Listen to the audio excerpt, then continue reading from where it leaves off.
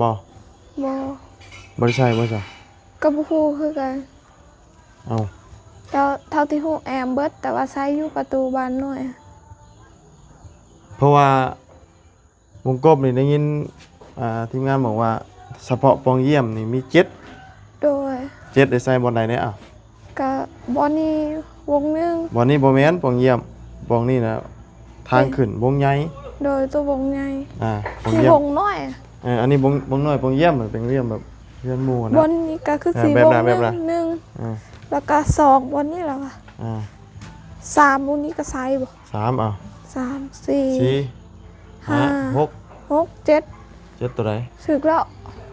บอลนี่ก็ใส่บ่ก็บ่ฮู้คือกันน่าสิใส่แล้วอันไปถามเบาเสียงหันค่อยบ่ค่อยฮู้เพราะว่าถามเบาเสียงหันสิฮู้หลายกว่าเพราะว่าค่อยหันจักบอลใดแน่เขาเจ้าที่ใส่บอลนี่ติโดยแต่ว่าอันคือเจ้าคิดว่าสิเอาอันยกตัวนี้มานี่แม่นบ่ได้จงออกแล้วบ่นี่เนาะบ่ได้จงออกขึ้นกลัวเนาะบัดนี้เนาะโดยบ่จงแล้ว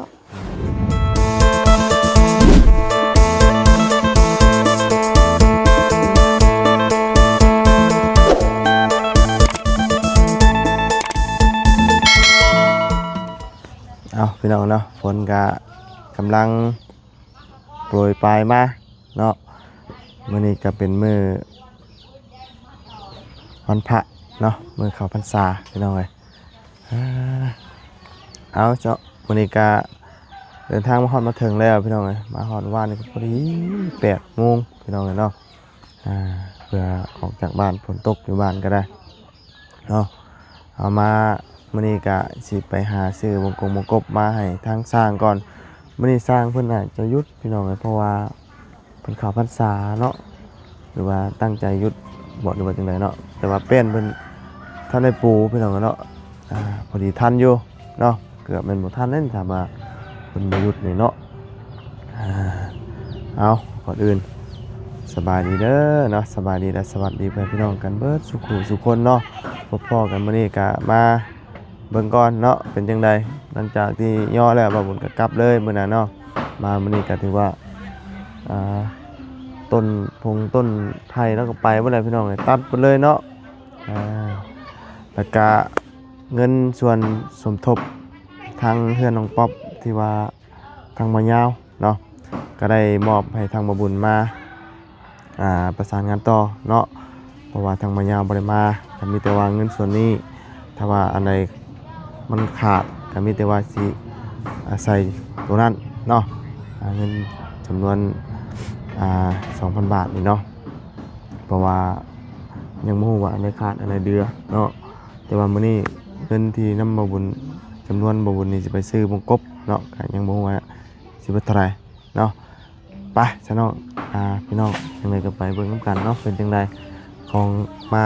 มีหยังแน่เอาเนาะมุงหลังคาเรียบร้อยเนาะฝาไม้ชะลานี่จักตับเด้นี่เนาะหลายเลยพี่น้องเลยเพราะว่าเบิดไม่18นี่ก็สั่งมาแล้วนี่เนาะมาเรียบร้อยพี่น้องเลยเนาะโตแต่ว่าโตอันนั้นก็เพิ่นอัดก็ได้ข้างนึงเนาะยังเดือดทั้งนี้เพิ่นอาจจะเฮ็ดขึ้นเลยตอนนี้เอามาเบิ่งทั้งนี้ก่อนเรียบร้อยบาทนี้ไม่ได้กินแล้วบาทนี้เนาะโอ้ตัดไปเลยสรุปแล้วเนาะปะไว้บ่ได้แม่นบ่ฮะได้แล้วสบายดีเนาะสิปลาลูกแล้วก็อ้ายนำเด้อปะไว้มันอันนี้เนาะมันหะสังสีเนาะแม่นมีแต่วันโป่งมาเลยชั่วกินเลยบัดนี้แม่นเนาะโดยเฮ็ดให้มันเป็นปุ่มก็ได้ไว้ชั่วกินเนาะกินนอมันโดยเนาะตัดทิ่มไปเลยบาดนี้พี่น้องเนาะสร้างผลยุทธบ่มื้อนี้น่ะแม่นหยุดเพราะว่าทางพอสร้างเพิ่นบอกว่าสิไปวัดใส่บาตรให้พระ ใส่บาทบ่ โดย เข้าพรรษาเนาะ โดย เออเจ้าบ่ได้เข้าพรรษาบ่ โดยบ่ บ่ได้เข้าหรอกเนาะ โดย บ่เกี่ยวแล้วนี่นะเพราะว่าพระเยซูเนาะ แม่นโดย โอ้สูงคักเลยเนาะเพราะมันใส่อย่างครบแล้วนี่เอามาตารางคักแล้วอ่าแป้นนี่เพิ่นปูอันนี้เพิ่นเล่าแล้วหรอบ่ ยัง ยังอยู่ โดยเพิ่นบอกว่าสิเล่าอยู่เทิงเขื่อน ฮะ เอ็ดกันซักลงออกอันเพิ่นบอกว่าสิเล่าเทิงเขื่อนนี่เลยโตอยู่เทิงเขื่อนก็ยังบ่ทันเล่าเทื่อ บ่ โดย ปูไปฮอดทรายเลย ฮอดอันนี้ หลายเติบแล้ว โดยยังเหลือน้อยเดียว อืม แต่เขาเจ้ายังบ่ทันได้เล่าซื่อ โดยเดี๋ยวอนามื้อนี้ว่าสิไปซื้อมุงกบมาให้แต่ว่าเดี๋ยวมาย่างมือก่อนว่าใส่จุดใดมุมใดแน่ โดย เนาะเดี๋ยวขึ้นยางเพิ่งเทิงก่อนจังหน่อยปังป๊อปปะพาขึ้นนุ่งเทิงนะป๊อปข้างในก็เป็นตะย่านแท้ ขึ้นได้ ฮะ ขึ้นได้ ได้บ่ โดย แท้ แท้ เป็นตะย่านเลยเนาะกันได้เอาหมูปีนท้องลงบ่นี่ ฮะ หมูปีนท้องลงบ่ บ่ปีนเฮาขึ้น เออ เฮาขึ้นตลอด แม่นบ่ แม่น มันเป็นตะย่านเลยเนาะโอ้มันตกอันตัวนี้ยึดไว้บ่ตัวนี้ก็ยึดชนิดบ่ โดย โอ้ขึ้นบาดเสียอีกนี่เนาะ โดย หัวเตะอยู่ได้นี่ตกลงนี่ หันแล้ว โอ้ตายอึ๊บฮึบ ซักก็ต้องรอใช่ไหม โอ้อันนี้เพิ่นทันได้ลาวบ่นี่นะ แม่นยังบ่ทันได้เรา แล้วเพิ่นสิลาวแบบใดบ่ได้ อันบ่ฮู้คือการเป็นสูตรของพ่อสร้างเพิ่น บ่ โดย เป็นสูตรของเพิ่น โดย เฮาบ่ฮู้ว่าสิเป็นสูตรใด โดย มันสิบ่ตำตะปูบ่เวลาลาว บ่ฮู้คือกัน อืมแต่ว่าบ่ฮู้ว่าสูตรใดเนาะ โดย แต่ว่าสูตรนี่คือสิตำตะปูอยู่เนาะบ่ง่ายเพิ่นสิลบตัวนี้ลงนะบ่ง่ายลบตัวนี้ลง โดย แต่บ่ฮู้ว่าเป็นสูตรใดเฮาก็บ่ฮู้เนาะ โดย ความสามารถของช้างแต่ละคนนี่ก็บ่คือกันเนาะ แม่นโดย ลูกติง โดย ใส่นี่บ่นี่เหรอวะ แม่นใส่บอลนี่แล้วก็บอลทางขึ้นหั่น อันนี้ประตูทางขึ้นนี่เนาะ เป็นบันไดบอลนี่ประตู ค่ะบันไดนะประตู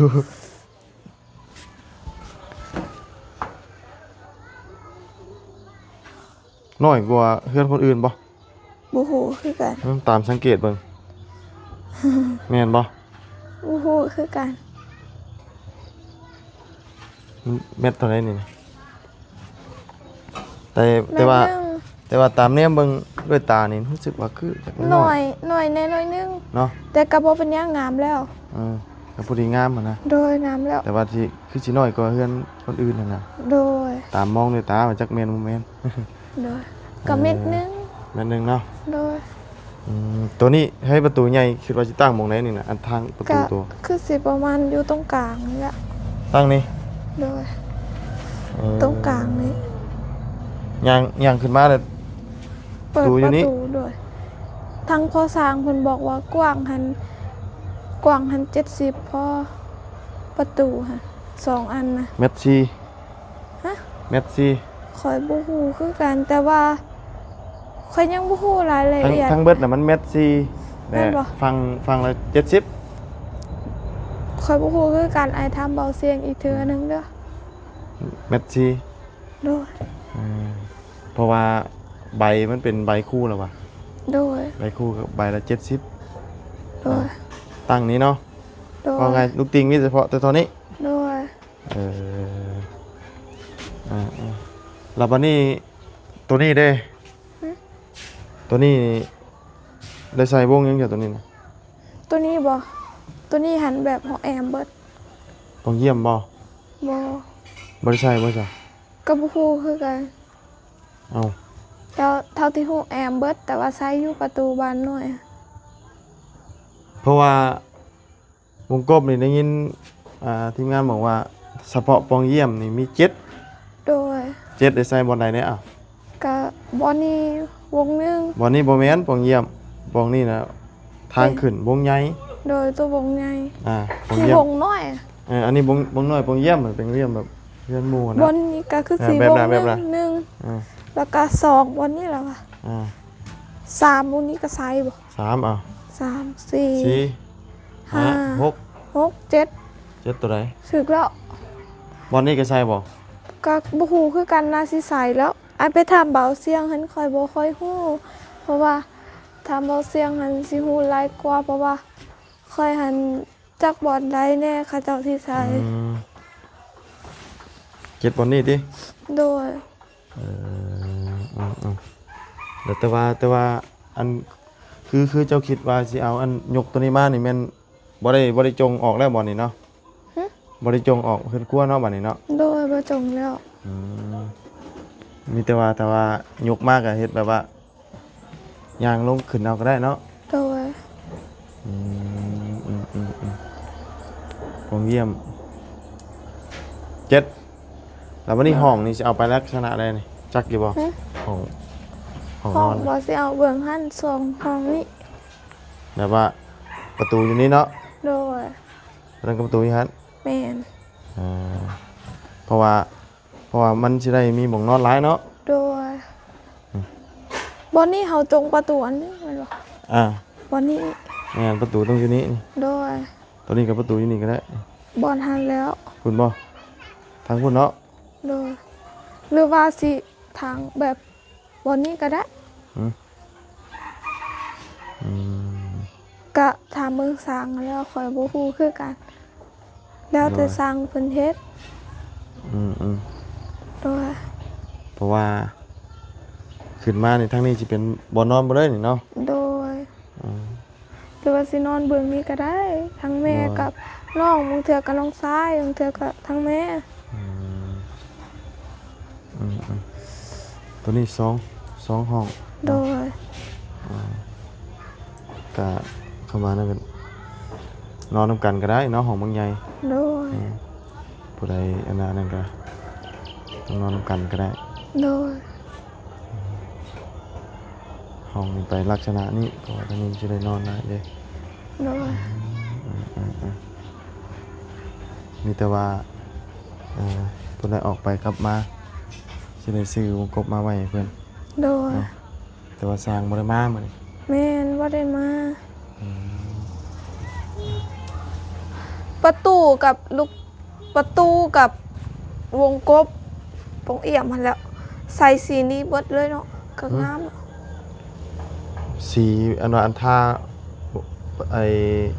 ประตู บาน ประตูกับวงหั่นแล้ว กระสีนี่แล้วนี่ โดยเอา2สีนี้เนาะ กระสีนี่ละ โดย ใส่สีเพิ่นซื้อมา นี่เด้ บ่ตัวนี้บ่จ้ะ เบิดแล้วเพราะว่าเฮาทาเข็มโพด เอ้าไผซื้อมา เบาเพิ่งเคยลา เราบ่ได้ซื้อมาแบบว่าครบเลยบ่บ่ได้ซื้อมาแบบวันเดียวมันเบิดบ่เบิดงบบ่ ก็บ่ฮู้คือการคือสิเบิดงบแล้ว เพราะว่าเพิ่นซื้อมาลูกติ่งแล้วก็ลูกติ่งตัวใหญ่หั่นลูกติ่ง3มัดตัวน้อยตัวใหญ่อันนึงแล้วก็ปองตินเนอร์กับสี เนาะท่าวานนี่บ่ โดยถามมาวันนี้ ท่าวานนี่เนาะ ยังบ่แห้งปานใด เด้อเท่ากับซื้อสีนี่ต้องไปเอาสีตัวเก่านี้ โดย สีหยัง สี ใช่รหั สี ส สแลก รหัสมันบ่นี่สีไม่แดง โดย นี่สีไม่แดงนี่ก็ได้นี่เอาไป โดย เอานี่นะไปเบิ่งตรงนี้นะสินะ โดย ยังไงไม่ได้ไปซื้อ โดย แต่ว่าค่าบานกันประมาณ2ป๋องจ้ะว่านั่นก็ซื้อป๋องใหญ่แล้วก็ซื้อป๋องน้อยซำนี้นะ ป้องง่ายแพงเติบ แพงเตอะ แม่ แต่ว่าสีตัวนี้หมู่ว่าป๋องเท่าไหร่ โดย เนาะ แต่เฮาทาแต่2เทื่อก็ได้เฮาบ่ทา3เทื่อเพราะว่าสีเข้มโพดนั่นบ่ แม่งก็มีแต่2เทื่อนะ อันนี้เขาเจ้าทา3เทื่อจุค่อยทา2เทื่อแล้วพอดีเบาตะโลตื่นมาแต่นอนเพิ่นก็ทาอีกแล้วพอดีเป็น3เทื่อก็เลยเฮ็ดให้เข้มแน่ ก็ แค่ เข้ม เราทาแต่2เทื่อแล้วก็พอแล้ว พอดีจางๆพอดีได้เห็นแบบไหม้เขาแบบมันออกสีแบบสีไหม้หั้นนะ เข้มมันก็เปลืองคือว่านะ เปลืองแล้วก็มันสิคล้ายๆกับสีตำหมูเลย อันนี้นี่คือเพิ่นสิเหลาน้ำลังว่าติ แม่นเรากำลัง เพิ่นสิเหลาแบบใดเด่นเนาะ โดยบ่ฮู้คือกันนี่เด้เล็กตะปูปักหลายๆเนาะ อืม แต่ว่าเป็นสูตรของพ่อสร้างเพิ่น เขาก็ยังบ่เคยเห็นสูตรเพิ่นจักเทื่อ โดย สูตร สูตรแต่ละสร้างก็บ่คือกันเนาะ โดย นี่แหละพอหลายสร้างก็อีกหลายแบบเห็นเด้บ่ได้คือกันในแต่ละสร้างนี่ แม่นโดย สร้างนี่เฮ็ดแบบหนึงสร้างนั้นเฮ็ดอีกแบบหนึง โดย มันบ่คือกัน โดย อันไม้ชะลานี่จักตับ ไปสลาหัน150ตับ 150เนาะ บ่ฮอดประมาณ30ตับพอดีเป็น150ทั้งเบิดค่ะ 150ตับ โดย เฮ้ยแม่นบ่150แผ่น โดย แม่นละ บ่แม่น 150ตับ 150ตับ30ตับ150แผ่น 150แผ่น โดย เหลือ150ตับไปตุ๊ หลายแฮงแล้ววันนี้ เลยว่าออมเบิดเลยเด้ แม่นโดย ออมเบิดกะมีขึ้นแต่เท่านี้ซื่อเนาะ โดย กะเฉลี่ยแล้วก็บ่ได้หลายปานใด โดย ขึ้นมาเพิ่มเล็กน้อยออมอันนี้เอาก็ออมเบิดอยู่แล้วอยู่ตรงนี้ โดย อันนี้ก็ปิดไว้เลยได้เนาะ ตัวนี้บ่ อ่ะ บ่ ใช่ ฮู้คือ เป็นลูกติงบ่ตัวนี้กะ อาจสิใส่ลูกติ่ง ลูกติ่งเนาะ มจากโด เพราะว่าย มันมานี่เนาะ โดย เป็นลูกติง โดย คักแล้วเรียนนาคักพี่น้องพอย่อขึ้นแล้ว โดย เนาะเรียนสูงคักสูงกูเพื่อนหลังนั่นเพิ่นจะ สำคัญ จำกันบ่ โดยแต่เฮือนเฮาแบบสิโนนแน่ แม่นให้อยู่สูงแน่เนาะ โดย มื้ออื่นเพิ่นมาบ่นี่ มา เพิ่นอยู่แต่มื้อเดียวนี่ล่ะว่า โดย เพิ่นมาทุกมื้อนี่เนาะตั้งแต่ย้อนเนาะ โดยมาคุมือหามือมาวันนี้ โดยมีแต่ว่ามื้ออื่นเพิ่นมาแล้วก็มันปูแป้นให้แล้วนะเนาะ โดย เดี๋ยวบ่ได้ลาย โดย ปูแป้นแล้วก็สิยายเส้นนี่แหละพี่น้อง โดย ก็พอดีเลย ปูเป็ดแล้วเขาเจ้าสิเลื่อยก้อนบ่จ๊ะ ฮะ ปูเป็ดแล้วเขาเจ้าสิเลื่อยก้อน แม่เพิ่นก็ต้องเล่าตัวนี้ก่อน แม่ นี่ นโดย ต้องเล่านี่ โดย เพิ่นอาจจะเล่าแบบไปแล้วกัน โดย นี่ก็เล่าขอบลงนี่นะนี่ โดย เบิ่งพี่ชงๆสิเนาะเบิ่งในน้ำกันได้พี่น้องว่ามันสิออกรูปแบบใดเฮาก็บ่เคยเห็น โด เนาะ ยแม่น บ่เคยเห็นในวิธีเพิ่นเฮ็ดจักเทื่อ บ่เคยเห็นคือกัน จะสิออกแบบใด แม่น กอไผ่นี่ไอ้กอไม้จังไผ่นี่แม่นบ่ได้เนาะ โด คิ ย ดว่ามันสิไว้ได้ สุดท้ายแล้วก็บ่วิดมุมนี้ บ่วิทย์ได้ตัดอยู่ดิ มีแต่ว่านอนปงขึ้นมาก็กินเลยบัดนี้ โดย นอนปงขึ้นมากินเลย โดย เขาตัดให้เอาไว้เป็นพุ่มมันออกมาเป็นพุ่มก็ได้กินแล้วเนาะ แม่น เอาหอยมันขึ้นสูงอะนะ โดย เนาะเอาไปปลูกตรงไม้ แม่น มันออกอ่ะยอด สิย้ายเอาไปปลูกบอน แก่แล้ว ไม้ เนาะ โดย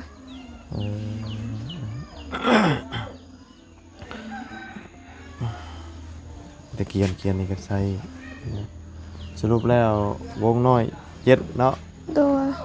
ว งน้อย7วงยืน2วงใหญ่เท่านั้นกว้าง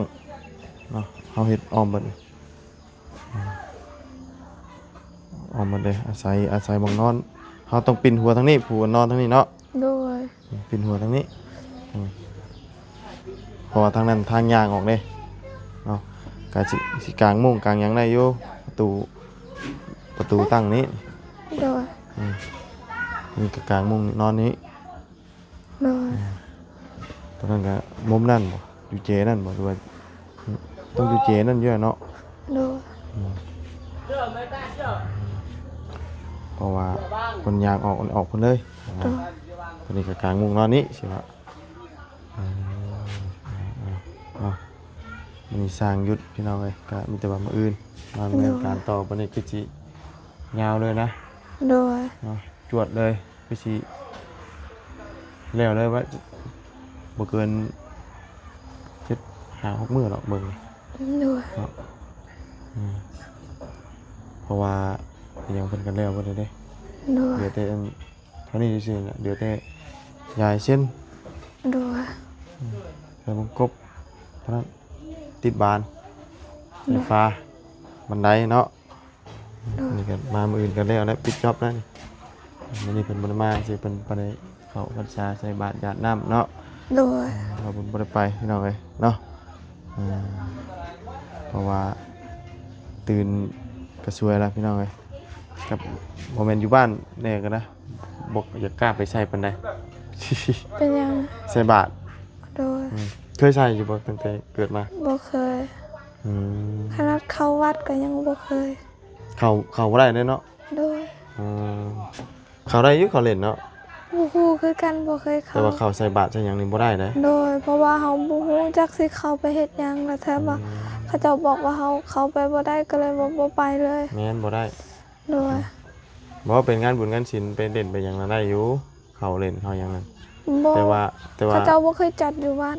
อืม คันจัดเขาเจ้าสิจัดนอกวัดเฮาก็ บ่ ไป คืองานบุญบั้งไฟบางหนึงนี่แหล้ว โดย มันมีเพิ่นก็จัดในวัดหั้นนะ โดย แต่ว่าบ่พื้นไปใส่บาตรใส่หยังนี่มันบ่ได้ โดย ไปเล่นไปหยังนั้นได้อยู่ โดย เพราะว่าถือคนละศาสนาเด้ โดย ใส่บาตรก็ซ้ำบ่ได้เงินเข้าอันนี้นะเนาะ แม่นโดย บ่จักเลยนะคำว่าได้เข้าตัวนี้แล้วนะ โดย บ่จักวัดจักหยังเลยคือกันกับศาสนาผีกันเนาะ โดยศาสนาพี่เขาได้ เข้าได้อยู่ใส่ได้อยู่เนาะ โดยเขาได้ใส่ได้มือใดอยากไปทำบุญก็ไปได้ ก็ยังดีกว่าตัวนี้เนาะตัวนี้มันตัดเลยเนาะ ตัดเลย ตัดขาดเลยนะตัวนี้ โดย ไม่นี่ก็มาพร้อมกันก็ไม่ชรานี่บ่ บ่ไม้ตัวนี้หันมาทางเบาบุญเบาบุญสารวัตรเพราะว่าไม้ภาสละหันมาทางเบาเสียงไม่ ราคานี่ หลังคาเนี่ยบ่ทางเบาบุญแผ่นอนุสิงห์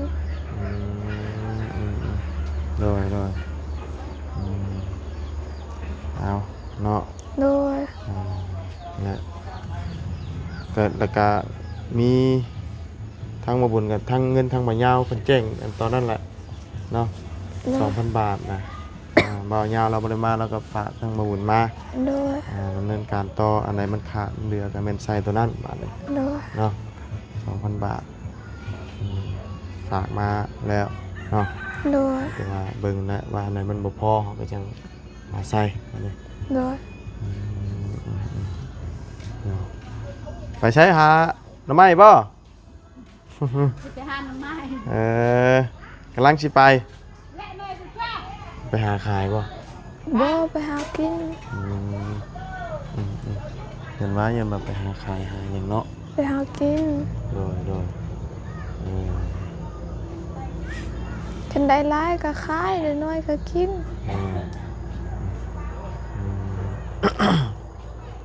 เอาบ่โดนบ่นานก็ได้ขึ้นอยู่เนาะ โดย มันตกชั่วโมงอยู่บ่อยู่ดิ แม่นก็2-3มื้อนี่ มื้อนี้ก็ญิๆอยู่กินนี่ โดย ตกปล่อยๆแต่ว่าบ่รู้ว่าสิลงมาแห้งเตอบ่มื้อนี้เนาะหรือว่า โด จังได๋ ย เนาะมีแต่ว่าบ่บุญสิไปหาซื้อวงกบมาไว้ให้สร้างเพิ่นเด้อมื้อนี้ โดย ก็พอดีเลยเนาะ โดย สร้างเพิ่นหยุดเลยก็สิซื้อมา โดย เอาไว้รวมทั้งเบิดเป็น10เนาะ โดยฮู้คือกัน 10แล้วบ่อันตัวน้อย ตัวบ่เนี่ยหนึงนี่หนึง ตัวน้อย7 โดย 7 8 9 10 10 โดย เนาะ10 วงไปฉันเนาะมีแต่ว่าเดี๋ยวออกก่อนฉันเด้อ โดย อยู่ ก็ ดีมีแฮง โดยก็ขอขอบคุณทางผู้ใหญ่ใจดีแล้วก็ FC ที่เข้ามารับชมคลิปนี้เด้อแล้วก็ขอให้อ้ายเดินทางปลอดภัยขอพระเจ้าอวยพร เนาะเนาะไปซะเอาพี่น้องเอ้ยช่อง YouTube ก็ถือว่ายากเลยเนาะล่าสุดนี่ก็เห็นทั้งของมาเตียงทอง Channel ตึกปิดการสร้างรายได้อีกแล้วพี่น้องเอ้ยเนาะช่องใหญ่เราเนาะยากแล้วพี่น้องเริ่มอยู่ยากใน YouTube เราก็ได้ไปสำหรับพี่น้องเนาะสำหรับคลิปนี้ก็นำลาเลยเด้อพี่น้องเราพบเจอกันไหมเดี๋ยวไปหาเบิ่งกบเดี๋ยวให้เพิ่นก่อนพี่น้องเอ้ยเอาสำหรับวันนี้ไปแล้วพี่น้องสบายดี